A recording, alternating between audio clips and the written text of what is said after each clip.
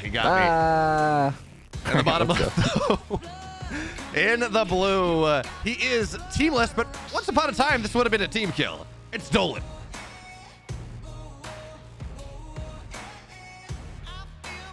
True that, because he used to be on the team Cranky Ducklings along this guy in the top right-hand side of the map, the red Zerg player. He is Erik.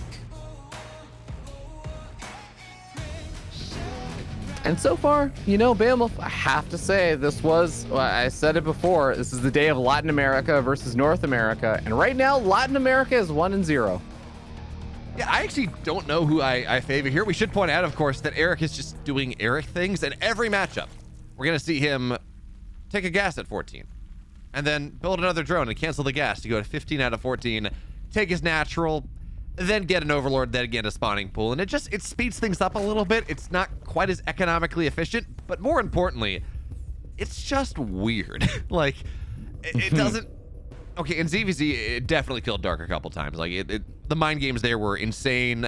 They were a couple fun series, but in TVZ, this doesn't really do anything. It gets you maybe a queen out of your natural slightly faster, but I honestly don't quite. It keeps you, actually, that's what it does. It keeps you a little bit safer against like early proxy Rax play. But other than that, really, it's not. I don't think it's worth doing. Yeah, there's a way that I always like to phrase it, which is, you know, Latin America just hits different. Sometimes we just see the Latin American players doing things, and I don't even want to like spend a lot of time thinking about like, is this better or worse? And it's just like, you know what? Latin America's just living its best life sometimes. Sometimes you just gotta do what feels right to you. And sometimes that may be going for the extra, like, you know, gas geyser drone cancel with like weird timings on things. And that's just the way Latin America does it, Behemoth. I've just accepted it. Yeah, it's actually kind of crazy how idiosyncratic the Latin American, South American kind of meta is. Given the fact that there's just one America's, they're just like the NA server, right? And yes, there are sub-servers within that, but it's not like what used to happen. Back in, what was it, 2013, everyone was excited because, wow, all these Chinese players that have been playing for a while, finally they're playing in the WCS format. Finally, we're going to see what they do. Are they going to be as good as the Koreans, like in Warcraft 3? But more importantly, like, their meta is wildly different because they're behind the Great Firewall of China, and we can't play against them. We can't see them. We can't see their play, I guess. But like, yeah. Dolan and Erik, they play on the same server for the most part. It's all on North America. You can get matched against each other. I'm still confused, and I have been for years. Like, why in the world South American Zergs in particular play it so differently from the rest? They have access to the tournament VODs too. It's not like they don't know that it exists. It's just they play slightly differently for reasons unknown to man. Yeah, I'm with you, but I do want to talk about everything that's going on because we got some wild stuff happening right now. So Reaper comes in and scouts out what Erik is up to. Erik is going for a 2-base lair with a Roach Warren and the Overlord speed upgrade as well, which is going to be absolutely fascinating and interesting. But Dolan himself also decided to go for a very Dolan thing, which is a fast 3cc build over here and going into mech.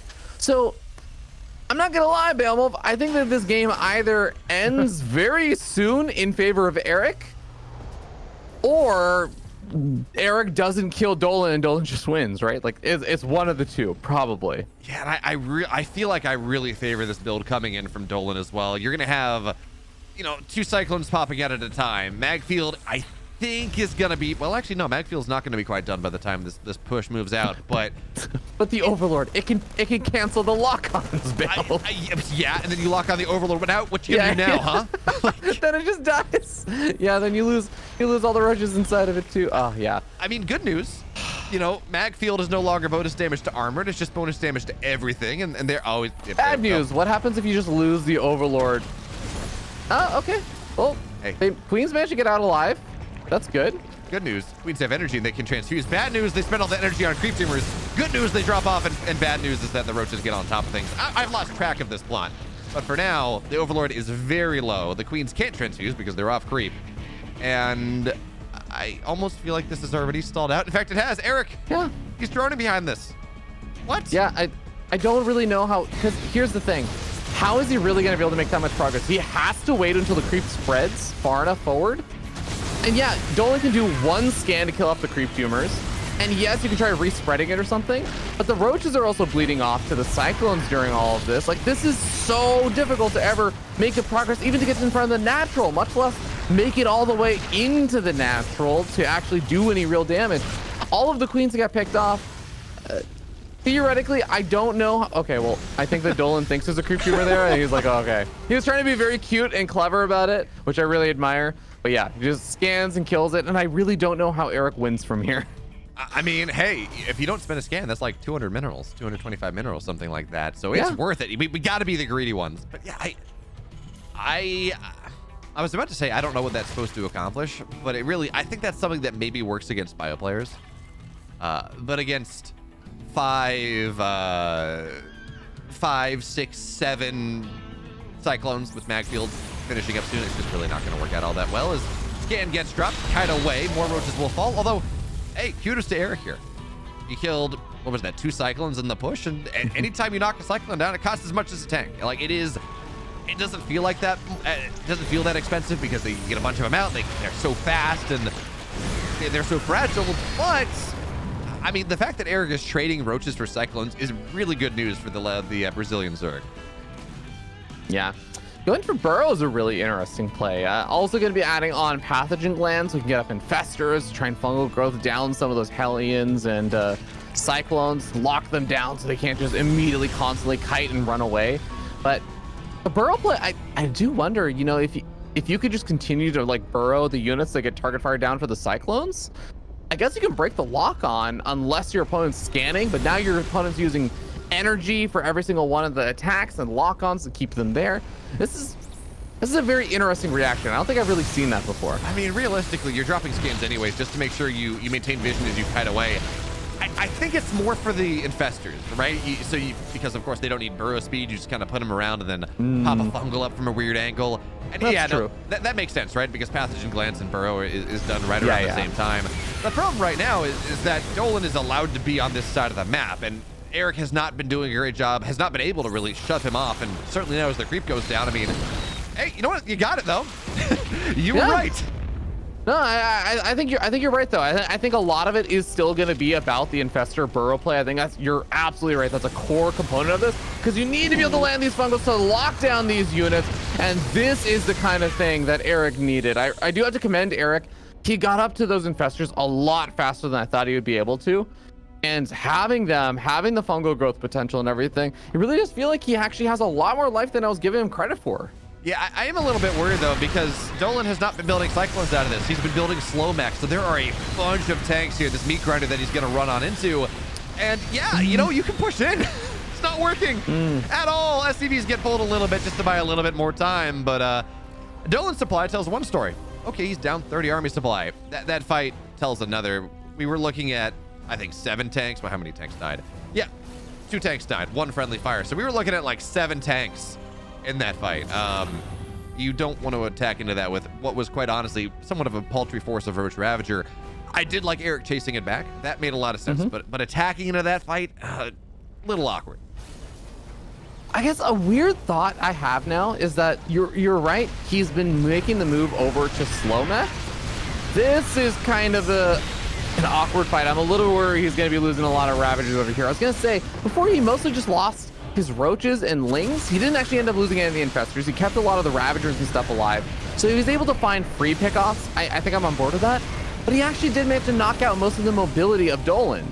And Dolan doesn't he's not killing on upgrades or anything. His armories are just now finishing on up. And at the same time, Erik just finished up his hive. I'm like thinking about this from this perspective of, has Erik actually traded out versus the right set of units? As bad as an engagement as that looked like, did he trade out while also teching up very quickly behind this and is going to actually have a sick timing in a few minutes? Or is Erik just trading poorly? I'm actually not sure yet. I mean, I was on board with chasing Dolan back onto his side of the map, killing off all the mobility. Yeah, that makes a lot of sense. But he did that without having to engage into 7 tanks with the Roach Ravager. So, Erik has map control right now. Absolutely. You know, he did a good job. He shut down a lot of the mobility of that army, as you said. He's just got this random infestor here that almost feels like he's forgotten about, but it doesn't really have much value, right? It's to catch the battle mech, and the battle mech isn't really there anymore. But I do want to see. Yeah, okay. Well, he unburrowed it, and it's an infestor immediately. That didn't work. Yeah, but he just launches this base, so fourth base is going to get stalled on out. We're starting to see more and more of these Cyclones and whatnot pop out, but the Cyclones are on the front lines alongside the Hellions, so if he isn't careful, those end up dying. Spire is about to finish up, and Greater Spire, I have to imagine, is going to be a potential that's going to be on the way next with a Hive already done. Yeah, if we get Broodlords out, Cyclones are the only thing that Dolan has to deal with that, and I don't know that he has any idea that Broodlords are going to be coming that quickly. Looking at the army composition right now, how do you feel about just a big Muto switch? I mean, I guess Erik doesn't have the money for it, but he's got 4 Cyclones. That's the only anti-air that would annihilate this army. And I mean, he's got the gas already to just flood out like 13 Mutas right now. Imagine if he gives himself like another 30 seconds to like a minute, floods out 20 Mutas. That could actually be a really cool move. And I guess I'm not sure. Yeah, I'm not sure. This is a weird situation, so I'm with you, but I can also see it backfiring. But here we go. Oh, those are massive fungals going down. A bunch of blinding clouds on the tanks as well. The problem is, Erik's army was not really quick on the uptake, so he's going to keep running through, but the battle mech on the left side, now that the fungals are gone, they're going to absolutely go to town, but the big deal is a lot of these tanks have died, and that's a massive amount of, really massive amount of supply that Dolan will lose, but the entire army of Erik is dead. And we talk about this supply, this bank that he had. Oh yeah, go Muta switch or something. He had to spend his gas bank right before he wanted to move into Broodlord play. He's got 3 broods on the map. He's got all these corruptors, but he actually doesn't have the money to make them. And this army from Dolan, I mean, it's got a lot of potential. The timing of, maybe you run into some Mutas or something. Well, the missile turrets are going down, so that's not going to work. Any sort of burrow, it's also not really going to be super viable. So that attack gave Dolan so much room on the map now, and he's doing everything with it. I'm gonna say, I wonder if he would have been better off not killing the siege tanks and killing, like, focusing on the Cyclones and the Hellions. I actually think it would have made the Broodlord switch a lot more powerful, where it would have been Dolan pushing across the map, but imagine all of these Cyclones are just gone and there's barely like 2 or 3 Hellions. Now the siege tanks all friendly fire each other on the first volley because the Broodlords come in with the Broodlings. Dolan has to do the same retreat, but he doesn't have any Cyclones or Hellions to actually try and punish anything or push things back. Like, I actually wonder if this could have been a lot stronger, but I guess that's all, you know, irrelevant because things played out as they did, and now I feel like Dolan actually has a bit of time to get up a response. It's a bit awkward, right? Because you are still Broodlords against Cyclones is the only anti-air, and I mean, good luck getting the Cyclones far forward enough in time, especially with the army behind. But he does have a closely maxed out army. He's got a decent amount of Hellions here that are just blue flaming away at things, and a fungal from downtown is a good job. But he actually, even if he loses this base, actually the big deal here is this is not a planetary, so the command center stays alive. He's got 6 Thors on the way at a time. Like, that's going to do a lot. The one thing we haven't pointed out, you talked about earlier about it, how he didn't have upgrades. He built double armory and never got a single upgrade. So these Thors are not going to hit all that hard. And he is also realizing it at the same time as he does start up 1-1. You're absolutely right about that. Siege tanks all siege up for a moment, a scary moment, as the Broodlings are going to be coming for him, and he doesn't want to friendly fire his own army. But the Thors are finally here. The question is, does he actually have enough to buffer for the Thors? Roaches and Ravagers are trying to close the distance. Fungal growth on the siege tanks, and the SCV is all going to be going down. Erik cleans up the army and wins the game. The Broodlord transition, while a little bit scary there for a bit, does end up doing more than enough to actually turn the tide of things. Yeah, it's one what of those a game. Yeah. It's one of those things, right, where the Broodlords ended the game. Dolan didn't have the transition, but the way Erik got there felt like it gave Dolan room to respond, and it felt like it gave Dolan room to react and respond and play a game that I don't think he should have been able to play once he lost that first battle mech and had that weird transition and kind of built himself into an army that actually there was no way he was ever going to fight Broodlords. You know, the transitions were slow. So Erik got there. He found the tech and he did a great job of it. But I can't help but feel that, say, Erik's not playing against Dolan, he's playing against Special. Those timings are exploited to all hell. Yeah, man. It's just such a strange game, and I look back on it. I'm like thinking back now on. I think if I saw the same situation again, I would still stand by the idea that I really thought Erik was gonna have to win the game early on. It's a 2-base lair early Roach Warren Overlord drop for like semi-German taxi of the queens out onto this like other side of the map and everything, versus a player that was setting up into like his third factory. In my mind, I think even if I saw that in game number 2, I'd be like, Erik surely has to win this game in the early stages. But I'm actually just amazed that Erik managed to somehow turn that horrific situation into a game that he wins in the late stage on Broodlords. Like, what a game. Yeah, all really down to those fungals, right? It shut down all the momentum, and then Erik had already transitioned. So yeah, he headbutted into it a couple times, but it just had enough time, and Dolan was not maybe active enough, didn't have his tech right where it needed to be. Regardless, we do have another middle-sized map. We're moving on to Babylon. It's map 2. Erik's up 1. And in the upper left, in the blue here, he's down a map. He had opportunities, it did feel. He is Dolan.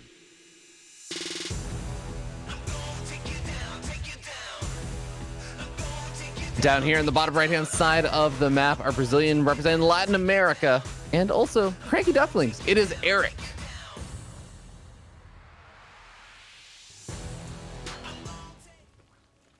Who still seems to be enjoying that opening that you were talking about. Hatch with the extractor trick into a spawning pool. Yeah. Again, I don't. I guess it's good against like a 2-Rex or something, but I want to talk about as we wait for this game to start. I'm always a little worried, right? So we have the Cranky Ducklings, right? And you would expect their logo to be angry. That is the happiest little duck I've ever seen. I feel like this people that are really scary, like because they're cranky because they haven't got enough sleep and stuff, they don't just look angry. They look like they're almost at peace with the fact that they're going to like go off on someone.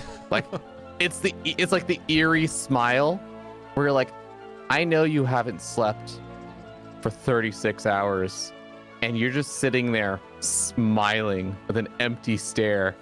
That's how you know someone's cranky and is about to go off on you if you mess with them. I mean, Fear Dragon, that just sounds like projection here.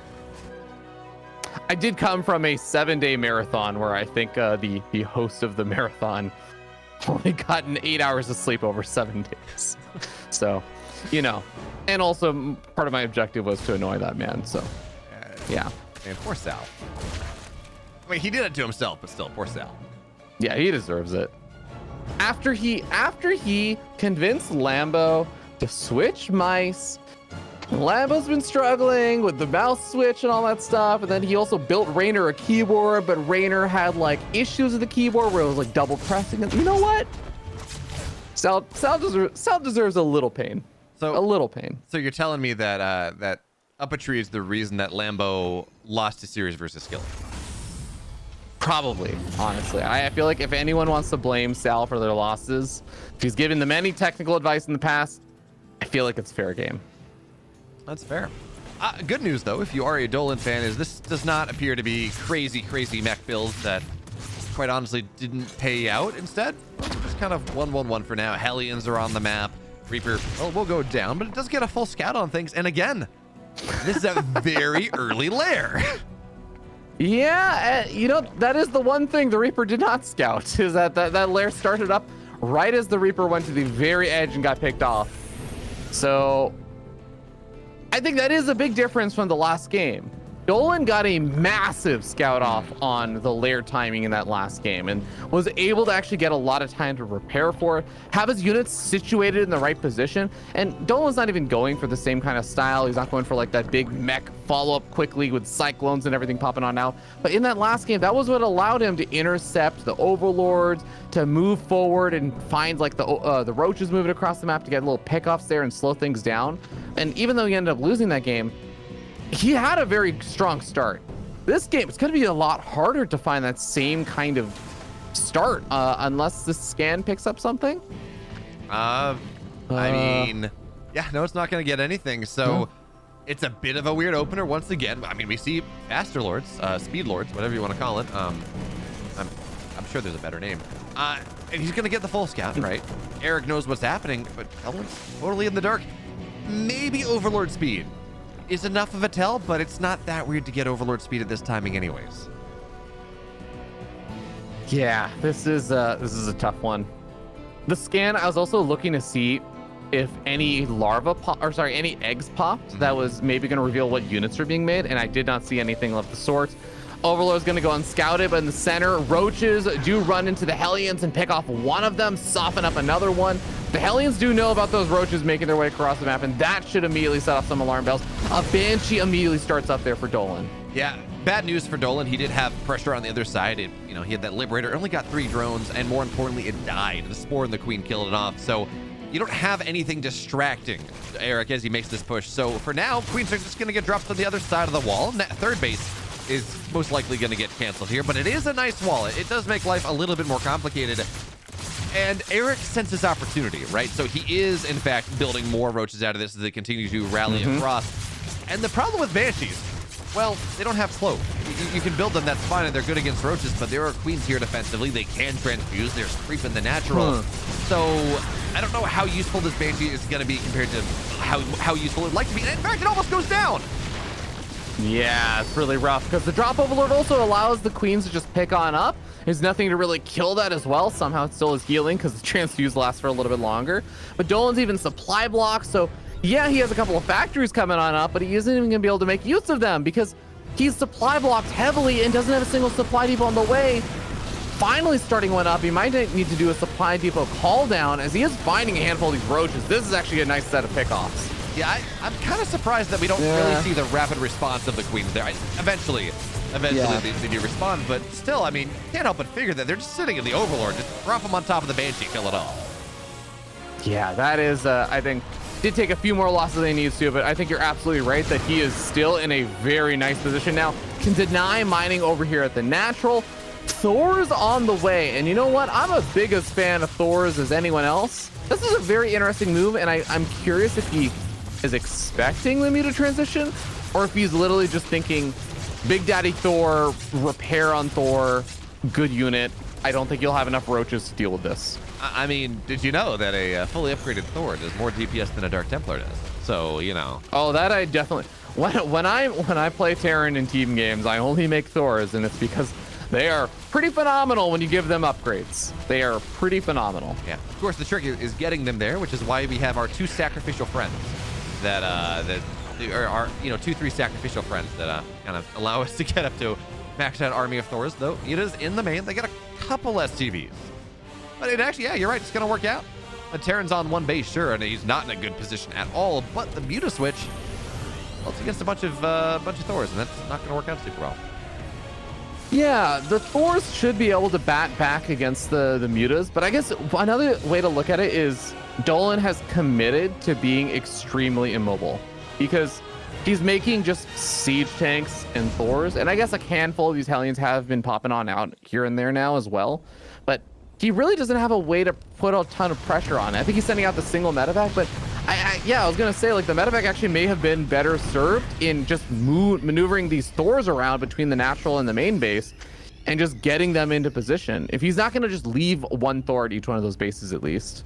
Yeah, I'm a little sad that we don't have, like, if you're gonna put something, even if you're not gonna defend with Thor drops, I just kind of want to see Thor drops. I mean, I don't think that Dolan has much room in this game anymore. He was on 1 base for quite a while at like 8 minutes in. But hey, 2 Thors, 2 medevacs, they can kill hatcheries really quickly. But who knows?